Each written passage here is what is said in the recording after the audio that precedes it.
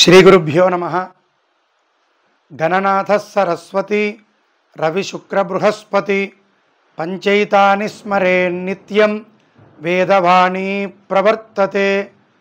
శరదిందు వికాస మందహాసాం స్ఫురదిందీవరలోచనాభిరామాం అరవింద సమాన సుందరాస్యాం అరవిందాసన సుందరీముపాసే.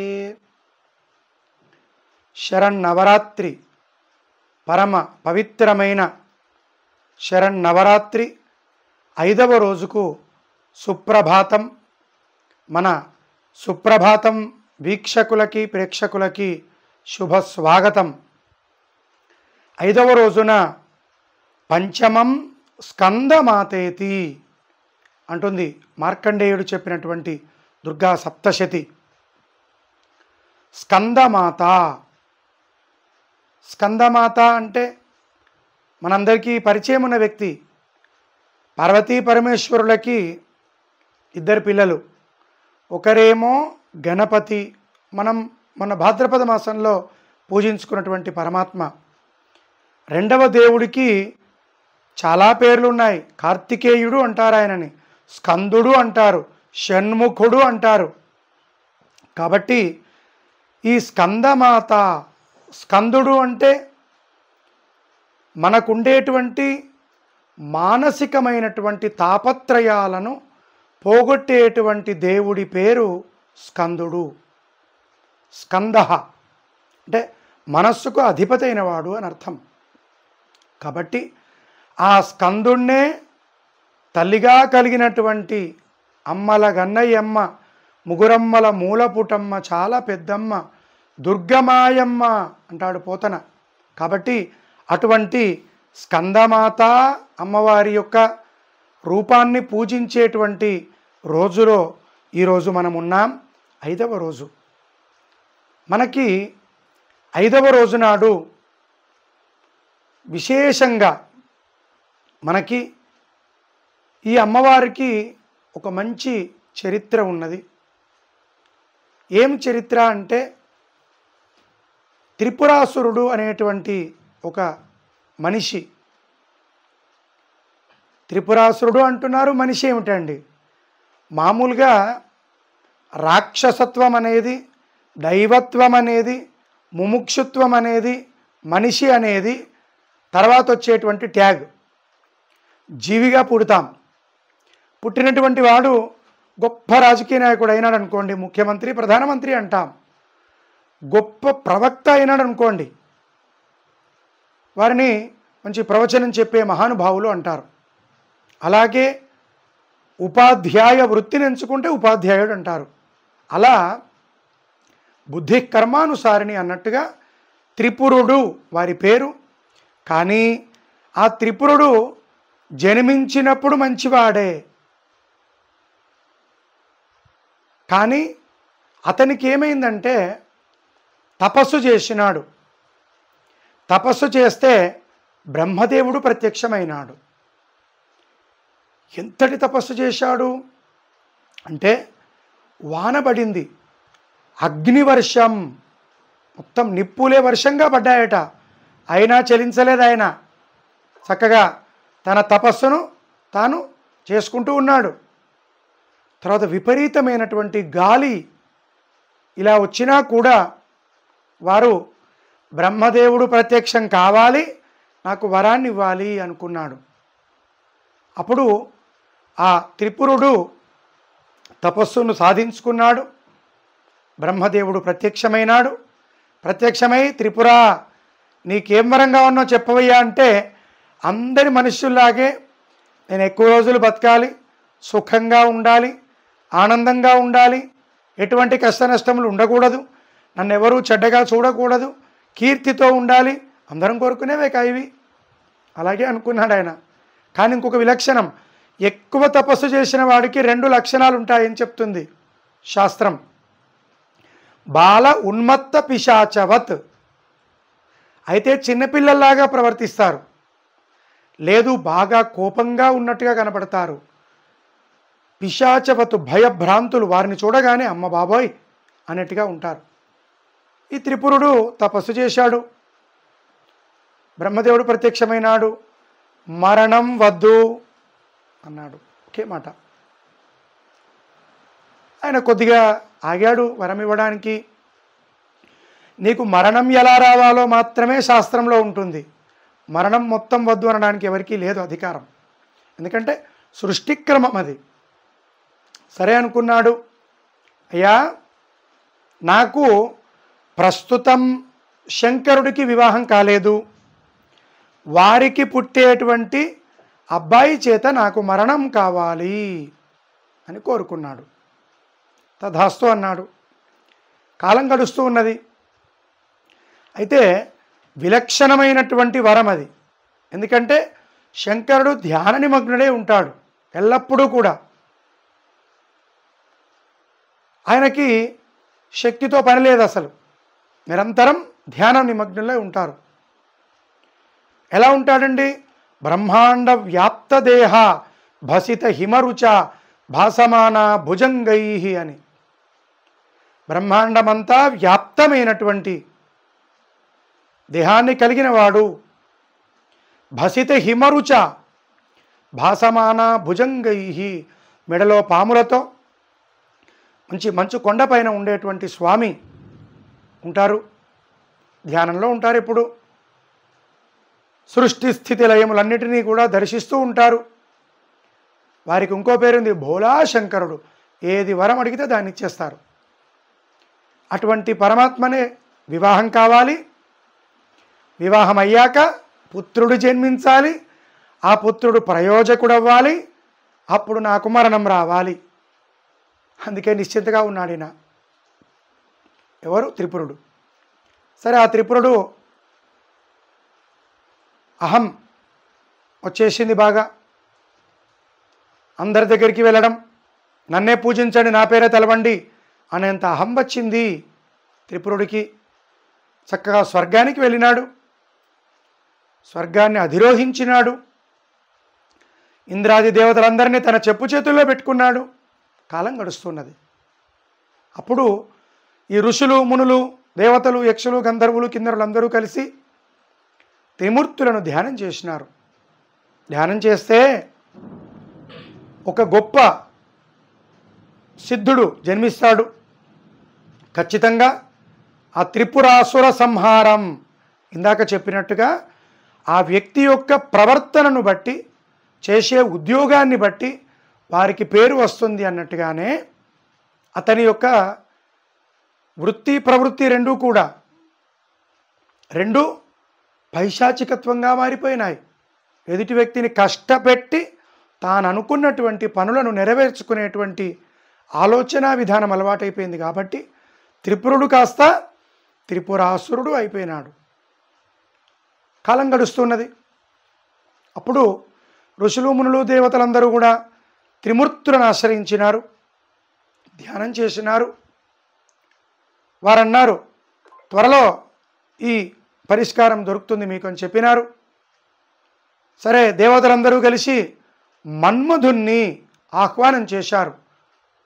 మదనో మన్మథో మారః ప్రద్యుమ్నో మీనకేతనః కందర్ప కానకో నంగః కామ పంచశరస్మరః అని మన్మధుడి దగ్గర 5 బాణాలు ఉంటాయి.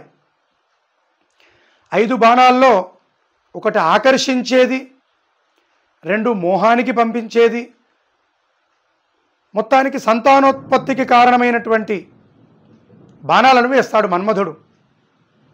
వివాహం కావడానికి, సంతానం కావడానికి, ఆకర్షణ కలగడానికి, అనురాగం కలగడానికి, మొత్తానికే మనస్సు లగ్నమైపోయి మోహితులైపోవడానికి ఇలా 5 రకములైనటువంటి బాణాలు వేస్తాడు ఆయన.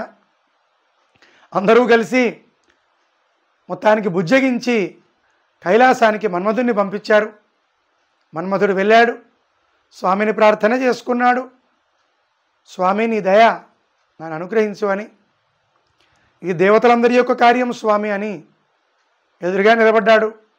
ఒక్కసారి మొదలు మోహన, సమ్మోహన, అనురాగ, ప్రేమ, సంతాన, ఈ 5 బాణాలు ఉంటాయి ఆయన దగ్గర. మొదలు ఒక బాణాన్ని వేశాడు మోహం. ఆ బాణం వేయగానే స్వామికి ఒక్కసారిగా విషయం అర్థమైపోయింది. మూడో కన్ను తెరిచారు స్వామి, భస్మం అయిపోయినాడు. అయ్యో, దేవతలందరూ స్వామి యొక్క రుద్రుడైపోయినాడు. రుద్రపాఠంలో చెప్తారు, నమస్తే రుద్ర మన్యవే ఉతోత ఇషవే నమః. స్వామి, నీ యొక్క కోపానికి నమస్కారం అంటారు కృష్ణయజుర్వేద నమక పాఠంలో. రుద్రమన్యవే, రుద్రుడు అంటేనే మనకు కోపంగా కనబడే దర్శింపజేసేవాడు అని, కోపంగా కనబడే దేవుడు అని అర్థం. ఇంకా వారి యొక్క రౌద్రంలో ఉన్న రుద్రుడి కంటే ఇంకా మూడో కన్ను తెరిస్తే ఇంకా కోపంగా ప్రళయం వచ్చేంత కోపంలో ఉంటాడు. అటువంటి రుద్రుడు కదా. మన్మధుడంతటి వాడు భస్మమైపోయినాడు. ప్రార్థన చేసినారు. అందున మన్మధుడి యొక్క భార్య ప్రార్థన చేసింది, స్వామి నాకు భర్త లేడయా అని అనగానే, సరేనమ్మా, వాయు రూపంలో ఉండి అందరినీ అనుగ్రహిస్తాడు అన్నారు.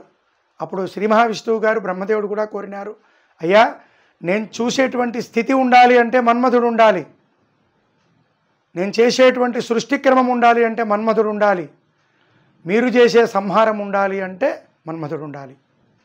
కనుక వాయు రూపంలో ఉండి వారి పని చేస్తాడు అని మళ్ళీ వరమిచ్చినాడు.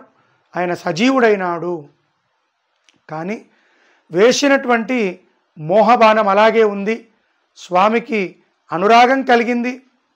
అదే సమయంలో అందరూ దేవతలు, స్వామి మీరు వివాహాన్ని చేసుకోండి అని ప్రార్థన చేశారు.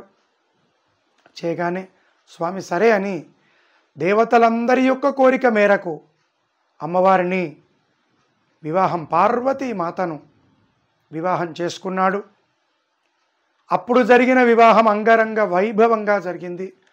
మన హిందూ ధర్మంలో పోలు పోసుకొని చేసే పూజ నుండి యజ్ఞం చేసే పూజ వరకు హిందూ ధర్మంలో ఉన్నటువంటి అన్ని వర్ణాల వాళ్ళు పాటించేటువంటి వివాహ తంతు అంతా కూడా, ఇప్పుడు మనం పాటించే తంతు అంతా కూడా మొట్టమొదటిగా జరిగిన కళ్యాణం ఎవరిదండి?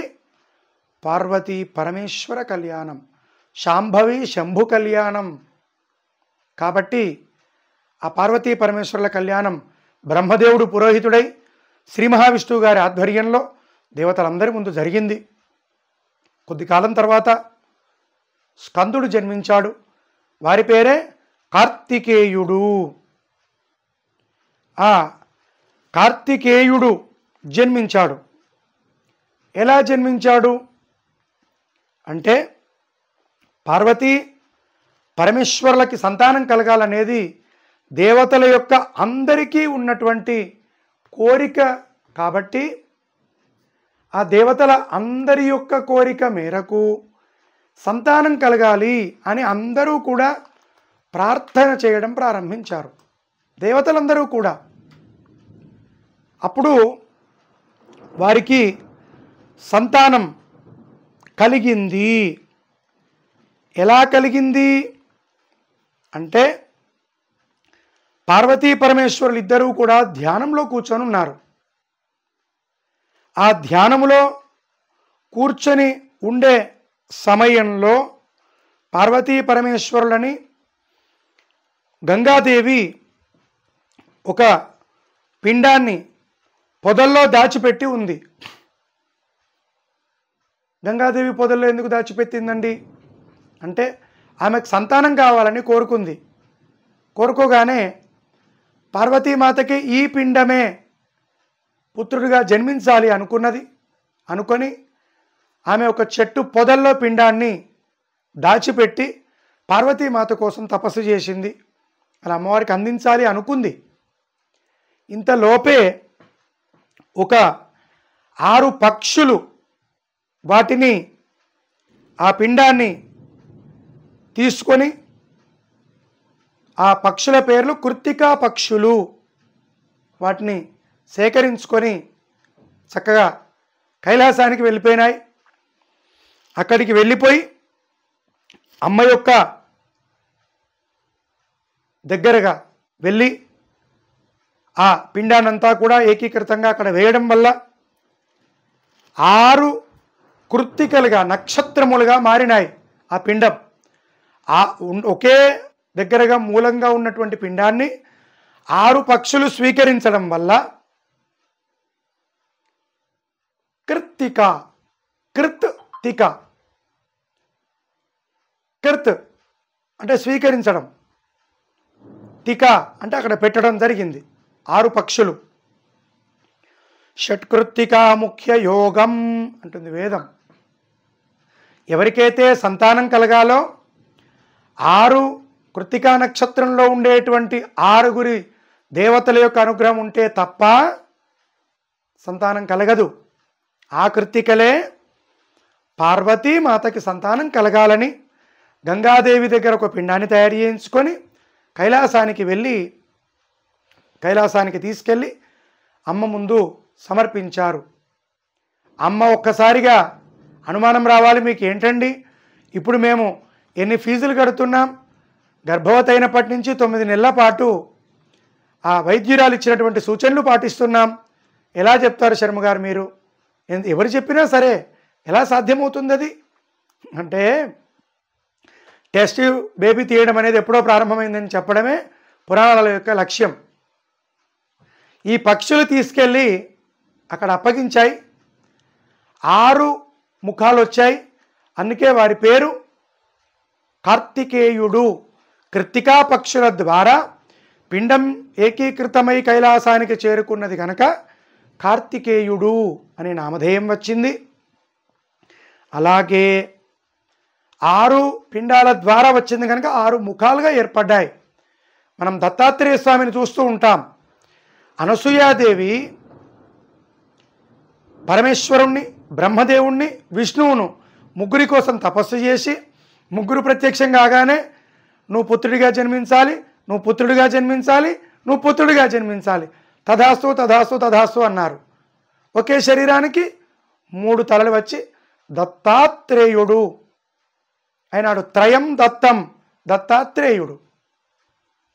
ముగ్గురు అనుగ్రహించారు కాబట్టి వారి పేరు దత్తాత్రేయుడు అయినాడు. అలాగే ఇప్పుడు ఈ 6 పక్షులు తీసుకెళ్ళి అక్కడ పెట్టడం వల్ల కార్తికేయుడు అయినాడు. ఇంకా విశేషముగా 6 ముఖాలయ్యాయి కాబట్టి షణ్ముఖుడు అని కూడా పిలుస్తారు. ఈ షణ్ముఖుణ్ణే శరవణభవుడు అంటారు. ఇంకా విశేషముగా నాగజాతినందరినీ కూడా అనుగ్రహించాడు కాబట్టి సుబ్రహ్మణ్యుడు. బ్రహ్మణ్యులు అంటే నాగజాతి. సు అంటే విశేషముగా అనుగ్రహించినటువంటి పరమాత్మ గనక సుబ్రహ్మణ్యుడు అనే పేరు కూడా ఉన్నది స్వామికి. కాబట్టి ఆ స్వామి జన్మించి పుట్టగానే తల్లికి ప్రదక్షిణం చేసి నమస్కరించాడు. అమ్మా ఆజ్ఞ ఇవ్వండి. ఇప్పుడు పిల్లలు స్కూలుకు కాలేజీకి వెళ్ళేటప్పుడు వెళ్ళొస్తాం అనగానే చాలా సంతోషం, క్షేమంగా వెళ్ళి లాభంగా రండి అని పూర్వకాలంలో అనేవాళ్ళు. కొద్ది ఇళ్లలో అంటున్నారు, ఇప్పటికీ కూడా దాదాపుగా అందరి ఇళ్లలో అంటున్నారు. అలాగే పుట్టగానే అమ్మ ఆజ్ఞ ఏమిటి అన్నాడు స్కందుడు. అనగానే నాయన లోకమంతా కూడా దుర్భిక్షంలో ఉంది నాయన, దుర్భిక్షం దేవలోకేషు, దేవలోకాలు కూడా దుర్భిక్షంలో ఉన్నాయి నాయన, వెళ్ళి త్రిపురాసురుణ్ణి సంహరించి లోకానికి క్షేమాన్ని కలిగించు అని చెప్పింది. అప్పటికప్పుడే ఒక అద్భుతం జరిగింది. బ్రహ్మదేవుడు, శ్రీ మహావిష్ణువు, శంకరుడు ముగ్గురు కూడా ప్రత్యక్షమై వారిని కార్తికేయ స్వామిని, సుబ్రహ్మణ్య స్వామిని, స్కందుణ్ణి అనుగ్రహించారు. వారి యొక్క శక్తిని ప్రసరింపజేశారు. ఆ శక్తిని తీసుకొని స్వామి బయలుదేరి ఆ త్రిపురుణ్ణి యుద్ధం చేసి సంహరించారు. ఎవరైతే ఈ చరిత్రను వింటారో, చెప్తారో, ఏర్పాటు చేస్తారో వాళ్ళందరికీ ఏమవుతుందండి? ఈ 5వ రోజు నాడు స్కందమాత అమ్మవారి యొక్క అనుగ్రహాన్ని పొందే భాగ్యం కలుగుతుంది. ముఖ్యంగా ఇంకా విశేషముగా మనకి ఉండేటువంటి డబ్బుపరమైన అప్పుల బాధలు కానీ, మనం ఇచ్చినవి రాకపోయినా, మనకు రావాల్సినవి రాకపోయినా, మనం కట్టే దగ్గర కట్టలేకపోయినా, ఇల్లు కట్టుకుందాం అనుకునే వాళ్ళకి ఉండేటువంటి ఇబ్బందులు కానీ, ఇటువంటి అన్నీ కూడా పోవాలి అంటే మనం ఈ స్కందమాత అమ్మవారు 5వ రోజు నాడు అమ్మను ప్రార్థించిన, ధ్యానించిన, ఆఖరికి ఈ కథను విన్నా కూడా ఎంతో శుభ ఫలితాలను పొందేటువంటి అవకాశం ఉంది మనకి. కాబట్టి 5వ రోజు నాడు స్కందమాత, ఈ అమ్మవారికి కనకవర్ణం, 5వ రోజు నాడు కనకవర్ణం బంగారు వర్ణములో ఉన్నటువంటి పూలను ఉంటాయి మన దగ్గర. పేరు కనకాంబరం అంటాం, కానీ అవి కొద్దిగా అటు ఇటుగా గంధం కలర్లో ఉంటాయి. అవి అమ్మకు చాలా ఇష్టం. తెలుగు కనకాంబరమైనా పర్వాలేదు, కొంత గంధానికి అనుకూలంగా ఉండే పుష్పములతోనైనా ఫోటో దగ్గర పెట్టినా, లేదు గుడికి వెళ్ళి ఇచ్చినా, లేదు ధ్యానం చేస్తూ ఎవరైనా పూజ చేసుకునే వాళ్ళకి అందించినా కూడా మనకు అనేకమైనటువంటి శుభ ఫలితాలను పొందే అవకాశం ఉంది. ఈ 5వ రోజు నాడు శనిగలను లేదా శనిగ పప్పు ద్వారా మిగతా నైవేద్యాలతో పాటు అందించగలిగితే, అమ్మవారికి నైవేద్యం పెట్టగలిగితే చాలా శుభ ఫలితాలను పొందే అవకాశం మనకి శాస్త్రం కల్పించింది. ఇంకొక ముఖ్యమైన విషయం, మనకి సూర్యుడు, చంద్రుడు, అంగారకుడు, బుధుడు, బృహస్పతి, ఈ 5వ గ్రహం చాలా ముఖ్యమైనటువంటి గ్రహం. మనం పంతులు గారి దగ్గరికి పోయినా, జ్యోతిష్కుని దగ్గరికి పోయినా, పెద్దవాళ్ళ దగ్గరికి పోయినా గురుబలం ఉందా అని అడుగుతాం. గురువుల బలం ఉండాలన్నా, గురుబలం ఉండాలన్నా స్కందమాతను ఆశ్రయించాలి. కాబట్టి వీధిలో పెట్టిన అమ్మవారైనా, గుడిలో ఉన్న అమ్మవారైనా, మనను పుట్టించిన తల్లైనా, మీరెవరినైనా సదా ఎల్లప్పుడూ గౌరవిస్తూ, ప్రేమిస్తూ, భక్తితో విగ్రహ రూపంలో ఉన్నటువంటి అమ్మను గనక సేవించగలిగితే బృహస్పతి గ్రహం యొక్క అనుగ్రహాన్ని కూడా తొందరగా పొందేటువంటి, ఎందుకంటే దేవగురువైన దేవతలకే గురుస్థానంలో ఉన్నాడు కాబట్టి అటువంటి బృహస్పతి గ్రహ దోషాలు పోవడానికి అవకాశం ఉంది. అందువల్ల శనిగలతో చేసిన నైవేద్యాన్ని పెట్టడం, లేదా శనిగ పప్పుతో చేసిందైనా సరే, అందులో అనుమానాలు ఎక్కువ మనకి ఇప్పుడు ప్రస్తుతం. ఎందుకంటే ఆచరించే వాళ్ళకంటే చెప్పే గురువులు ఎక్కువైనారు కనుక, అది కారంతో చేసినా, స్వీట్తో చేసినా, ముఖ్యంగా మీరు భక్తితో చేయాలి. స్వామి చెప్తారు భగవద్గీతలో, యోమే భక్త్యా ప్రయచ్చతి, ఏది భక్తితో ఇస్తే అదే నాకు చాలా ఇష్టమయ్యా. కాబట్టి త్రికరణ శుద్ధిగా మనసా వాచా కర్మణ మనం స్కందమాత అమ్మవారిని 5వ రోజు సేవించి తరిద్దాం. శ్రీ శుభమస్తు.